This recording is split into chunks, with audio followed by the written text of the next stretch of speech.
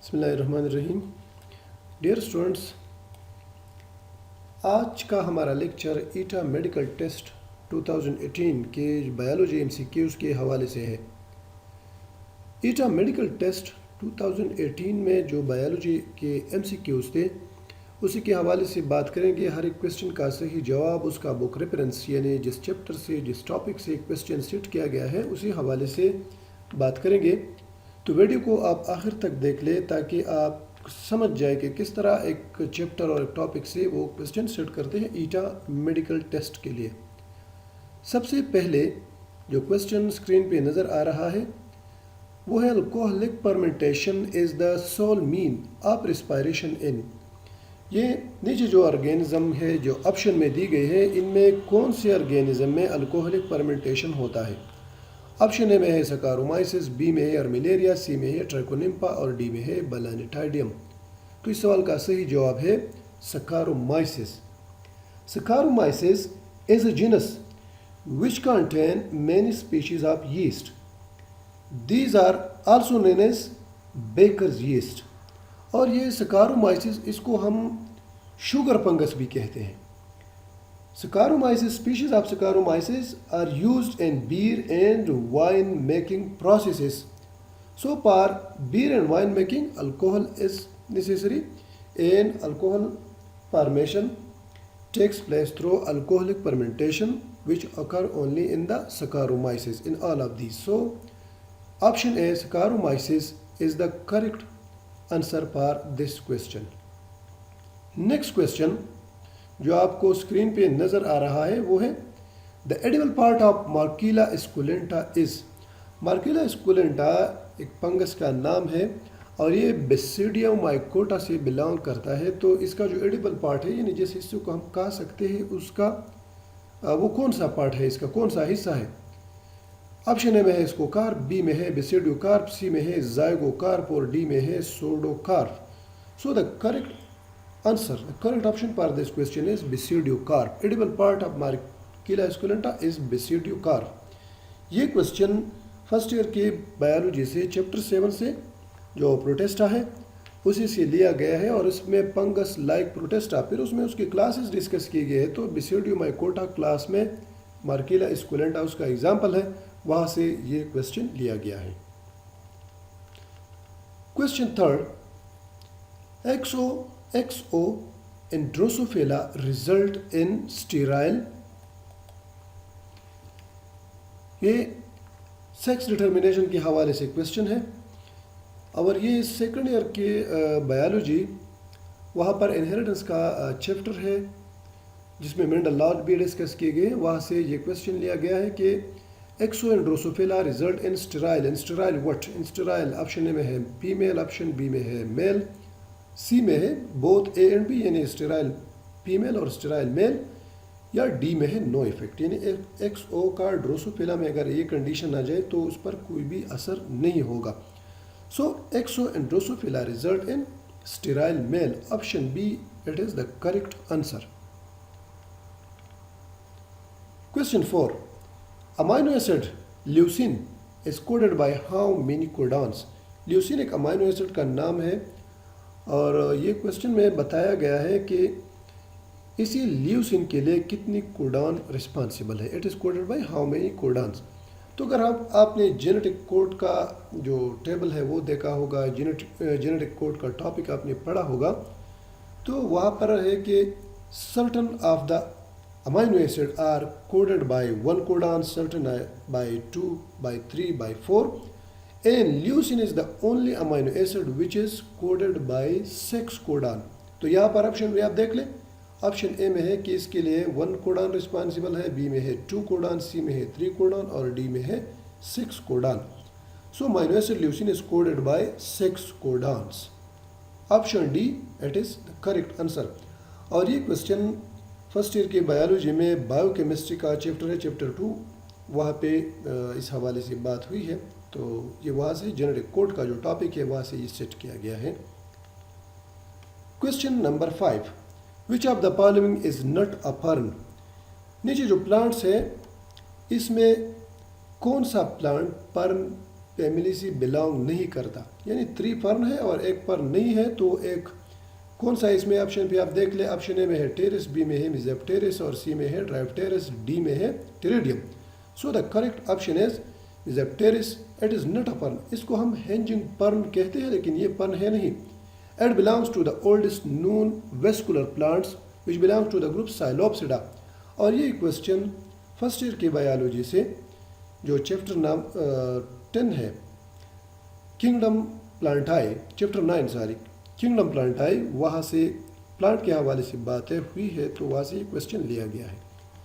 Next question है umbel of umbel is present in umbel of umbels, it is an example of inflorescence। तो ये umbel of umbel ये किस्म का inflorescence कौन सी प्लांट में पाया जाता है। ऑप्शन ए में है हाइड्रोकोटाइल, सी में है, बी में है कैरेट, सी में है अबेरस और डी में है grapes. So umbel of umbel it is present in carrot, option B is the correct answer. और ये क्वेश्चन ये सेकेंड ईयर के बायोलॉजी से लिया गया है। सेकेंड ईयर की बायोलॉजी और फर्स्ट ईयर की बायोलॉजी में जो प्लांटाई का चैप्टर है वहाँ पर इन्फ्लोरेसेंस का टॉपिक डिस्कस हुआ है, इसकी एग्जाम्पल वहाँ से ये क्वेश्चन लिया गया है। क्वेश्चन 7 है male having down syndrome have 6 chromosomes. ये Down syndrome is a condition of having an extra copy of chromosome.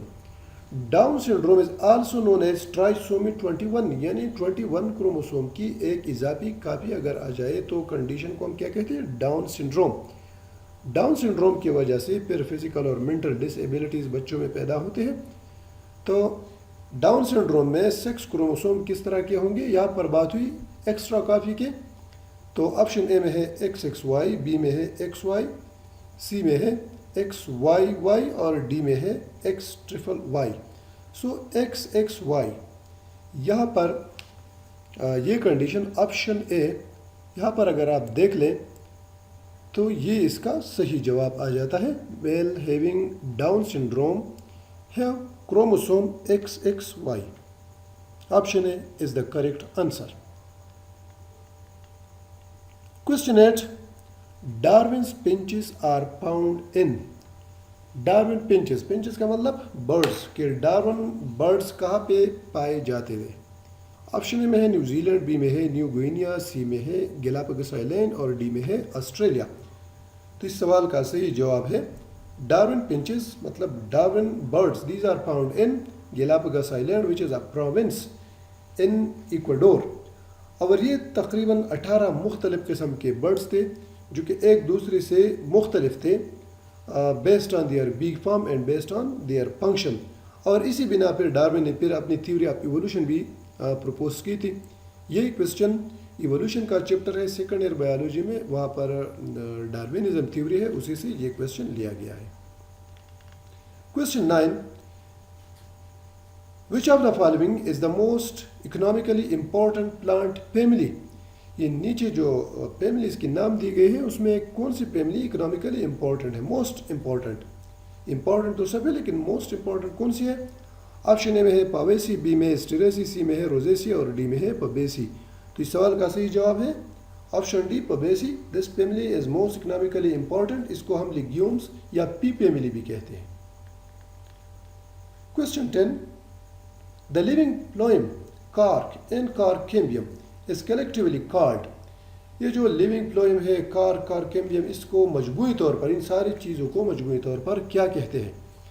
Option A में है पीरिडर्म, बी में है प्रोटोडर्म, सी में है पेरिब्लियम और डी में है बार्क। तो इन सारों को मजमूई तौर पर हम कहते हैं पीरिडर्म।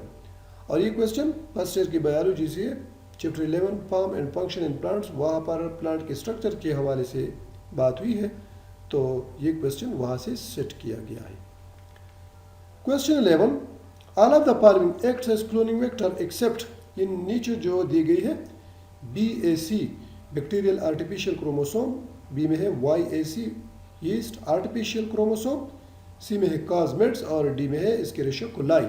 इनमें सारे हैं क्लोनिंग वेक्टर के तौर पे इस्तेमाल होते हैं सिवाय एक के, तो वो एक इसमें है एस्केरिशिया कोलाई। ये बाकी BAC, YAC और कॉस्मेट ये सारे क्लोनिंग वेक्टर्स हैं। लेकिन Escherichia coli it is not a cloning vector. यहाँ पे क्लोनिंग वेक्टर इसी बैक्टीरियम के अंदर पाए जाते हैं, लेकिन ये खुद क्लोनिंग वेक्टर नहीं है। Question 12, how many sperms are produced from fifty secondary spermatocyte. Fifty secondary spermatocyte से कितने स्पर्म सेल्स पैदा हो सकते हैं? ऑप्शन ए में है 200, बी में है 100, सी में है 50 और डी में है 150।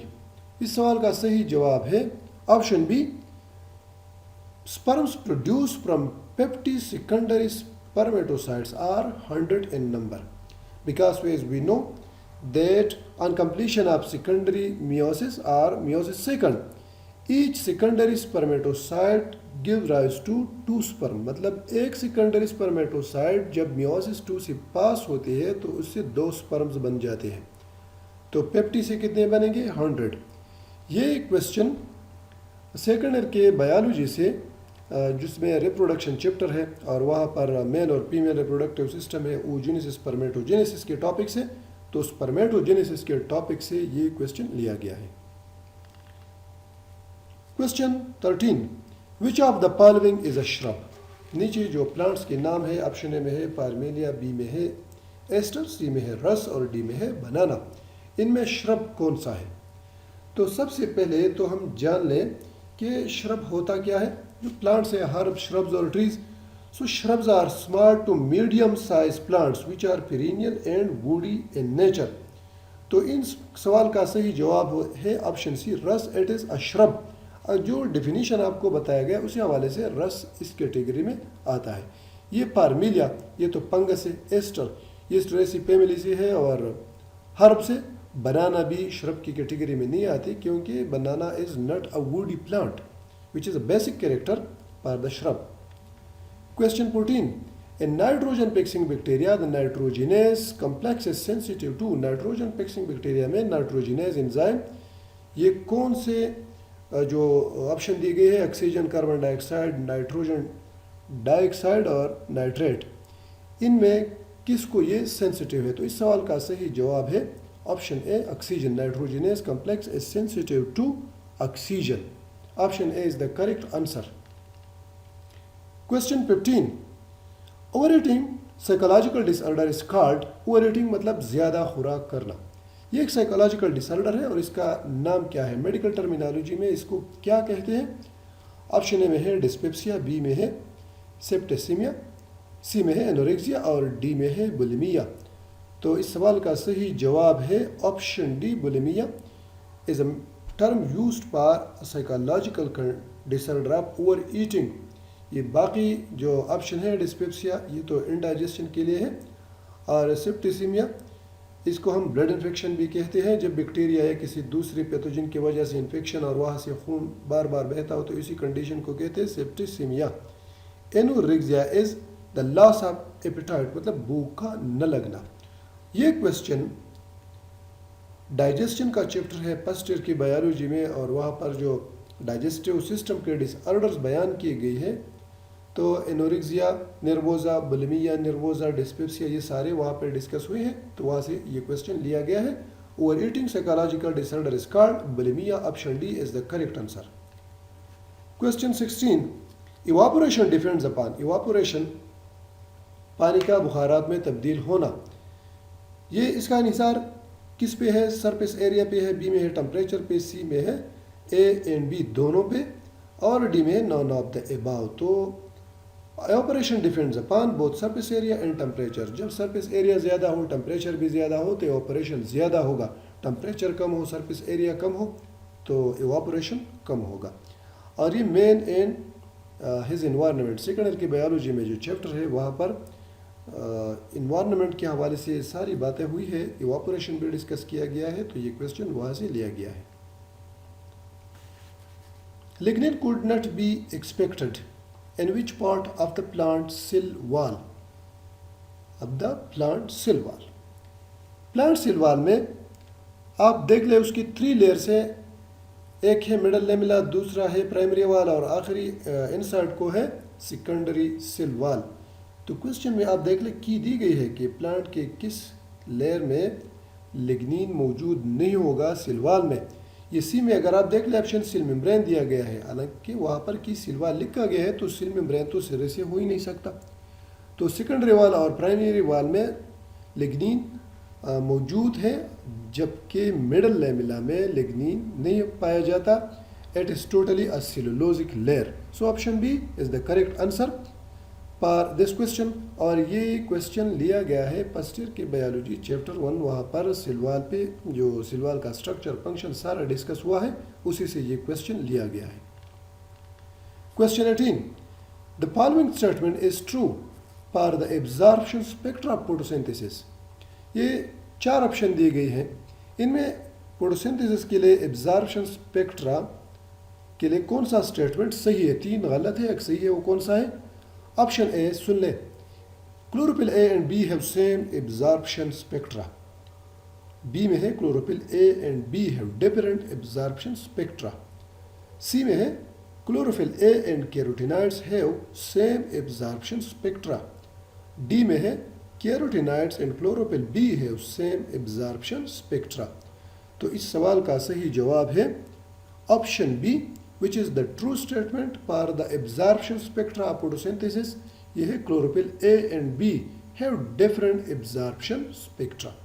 ये क्वेश्चन फर्स्ट ईयर की बायोलॉजी से चैप्टर 4 बायोएनर्जेटिक्स, वहाँ पर role of light and photosynthesis एक टॉपिक है, ये क्वेश्चन वहाँ से लिया गया है। Next question, the study of fishes is. Study of fishes इसको क्या कहते हैं? ऑप्शन ए में है ऑर्निथोलॉजी, बी में है इक्थियोलॉजी, सी में है हर्पेटोलॉजी और डी में है सर्पिथियोलॉजी। तो इस सवाल का सही जवाब है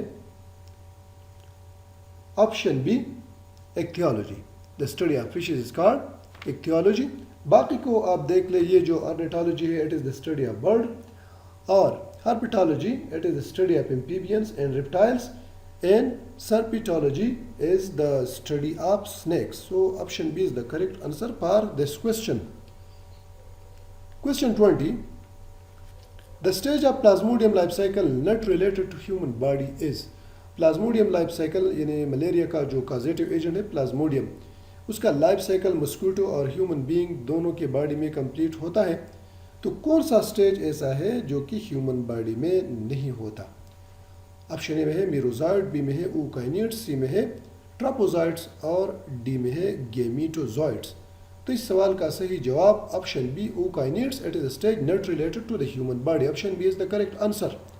और ये सवाल, ये question chapter 7 Protista of the first year biology, वहाँ पर एनिमल लाइक प्रोटेस्ट है, तो उसी से ये क्वेश्चन लिया गया है। प्लाज्मोडियम लाइफ साइकिल डिटेल पे स्टडी की गई है वहाँ पे, और क्वेश्चन वहाँ से लिया गया है।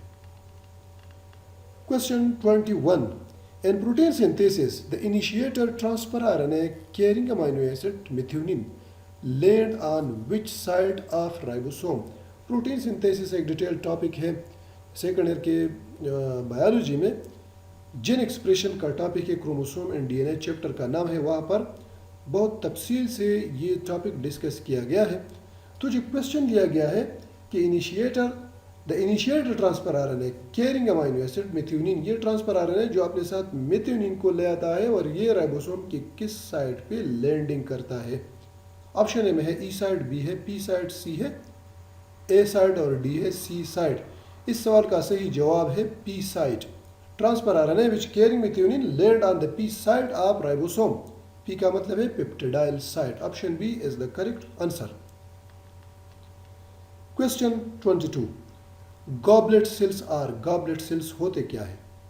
ऑप्शन ए में है यूनिसेलुलर एक्सोक्राइन ग्लैंड, बी है यूनिसेलुलर एंडोक्राइन ग्लैंड, सी है मल्टीसेलुलर एक्सोक्राइन ग्लैंड और डी है multicellular endocrine gland. So goblet cells these are unicellular exocrine gland. और ये question chemical coordination of the second year biology, वहाँ से ये question लिया गया है। फर्स्ट ईयर के डाइजेशन चैप्टर में भी इसका थोड़ा सा जिक्र है, लेकिन बुनियादी तौर पर ये क्वेश्चन केमिकल कोऑर्डिनेशन के चैप्टर से रिलेटेड है। 23 क्वेश्चन है, which of the following is absent in C4 plants. C4 plants जिसमें ये C3 पाथवे, C4 पाथवे, जो जिस प्लांट में first form product is four carbon compound, उसको हम कहते हैं C4 प्लांट्स। और जिस प्लांट में रिएक्शन के ज़रिए यानी फोटोसिंथेसिस के ज़रिए first form product if that is 3 carbon compound we call it C3 plants. तो C4 प्लांट्स में कौन सा ऑप्शन जो दी गई है कि which of the following is absent, यानी 3 मौजूद हो सकती है और एक नहीं हो सकता C4 प्लांट्स में। ऑप्शन है ए में है कि केल्विन साइकिल, बी में है बंडल शीट सेल, सी में है पेप्को और डी में है CO2 फिक्सेशन इन मीजोफिल। तो बंडल शीट तो C4 प्लांट्स का बेसिक कैरेक्टर है, पेप्को प्रेजेंस से भी है इसका कैरेक्टर, CO2 फिक्सेशन भी उसका कैरेक्टर है। Calvin cycle is absent in C4 plants. Calvin cycle or C3 cycle. It is not present in the C4 plants. और ये क्वेश्चन बायोएनर्जेटिक्स का चैप्टर है फर्स्ट ईयर की बायोलॉजी में चैप्टर 4, वहाँ पर डिस्कस की गई है C2 pathway, C3 plant, C4 plants. तो C4 प्लांट्स में केल्विन साइकिल एब्सेंट है। Option A is the correct answer. Question 24, which list shows the electromagnetic waves in order of increasing frequency। ये नीचे जो 4 ऑप्शन दी गई है, तो वेव्स को इस तरतीब से रखा गया है कि they are placed in order of increasing their frequency. तो कौन सा ऑप्शन सही है? Option A radio waves, gamma rays, ultraviolet, infrared rays, यानी इस तरतीब में अगर आप जाए तो फ्रीक्वेंसी इंक्रीज होगी। बी में है रेडियो वेव्स, इंफ्रारेड, अल्ट्रावायोलेट और गेमा रेज। सी में है ultraviolet, gamma rays, radio waves, infrared और डी में है ultraviolet, infrared, radio waves and gamma rays. So option B is the correct answer for this question कि electromagnetic waves in order of increasing frequencies are radio waves, infrared, ultraviolet and gamma rays. ये question भी first year की biology का bioenergetics का जो chapter है role of light and photosynthesis, वहाँ पर आप देख ले तो ये क्वेश्चन वहाँ से लिया गया है। Question 25, which process of cell division is involve in gametes formation in Funaria? Funaria is a bryophytes. अब ये किंगडम प्लांटाई में इसका जिक्र हुआ है। तो प्यूनेरिया में गेमीट्स फॉर्मेशन यानी स्पर्म और एग्स उसी के फॉर्मेशन के लिए कौन सा प्रोसेस रिस्पॉन्सिबल है? ऑप्शन ए में है माइटोसिस, बी है मियोसिस, सी है एमाइटोसिस और डी है बाइनरी फिशन। इसका सही जवाब है meiosis. Meiosis is responsible for gametes formation in Funaria. Option B the correct answer. Question 26, closed vascular system is the characteristic feature of. Vascular system दो तरह का होता है, क्लोज्ड और ओपन।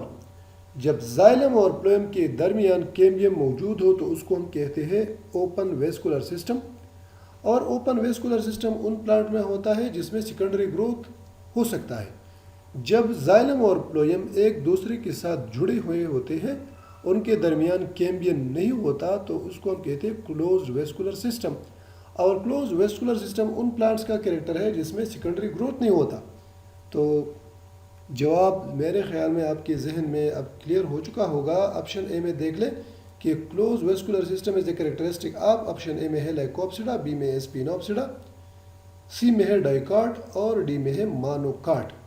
तो ये कैरेक्टरिस्टिक है मोनोकाट का, क्योंकि मोनोकाट में सेकेंडरी ग्रोथ नहीं होता। डाइकाट में तो सेकेंडरी ग्रोथ हो सकता है, उसमें ओपन वेस्कुलर सिस्टम उसका कैरेक्टर है।